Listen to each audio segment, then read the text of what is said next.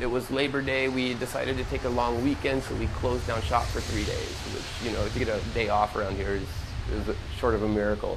So sitting at home in my pajamas at 3 o'clock in the afternoon, and one of the customers, whose son is a Lansing Fire Department officer, she called and said, "My God, my son just called, said that he heard on the scanner that the Golden Harvest is on fire."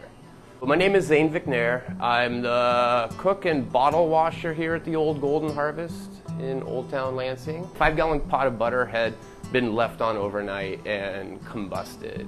And so it was a grease fire. There was a lot of smoke damage, a lot of surfaces that needed to be repaired. We had a local electrical union step forward. We had a couple of plumbers step forward, a lot of carpenters, a lot of customers coming down, cleaning, putting glass back in windows, helping paint.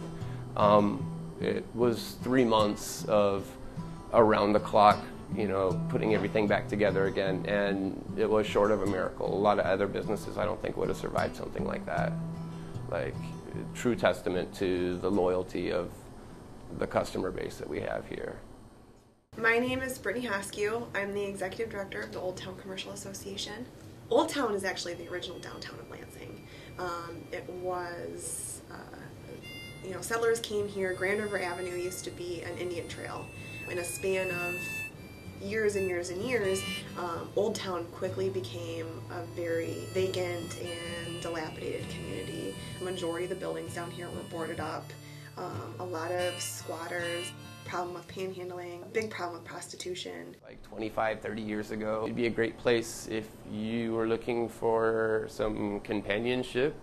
In the late 70s, a group of artists came down to OldTown. Artists saw the beauty in the character of the buildings and the integrity of the buildings, so the artists started moving down here. It started out with a lot of local artists showing up and doing festivals on their own. It was more about the art than it was the pretentiousness of an art field or anything like that. It was more about setting up a support network. What was a neighborhood that had a lot of negative connotations to it turned into something that was extremely creative and extremely eclectic, and something that was completely grassroots and owned by the community. Crusty punk rockers and old ladies and nuns. I came to a community that I felt like I belonged somewhere. I felt like I was somewhere. The historic buildings down here are beautiful. The events are a riot. But I quickly learned that it was so much more than that. It was the people. OldTown is completely community driven. The art Sundays are great.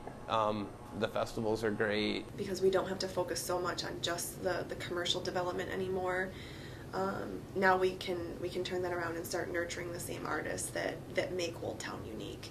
And so programs like Chalk of the Town and OldTown Scrap Fest and Blues Fest and Jazz Fest and the jazz series, those are all outlets for artists. My wife and I would work the festivals, volunteer, help out.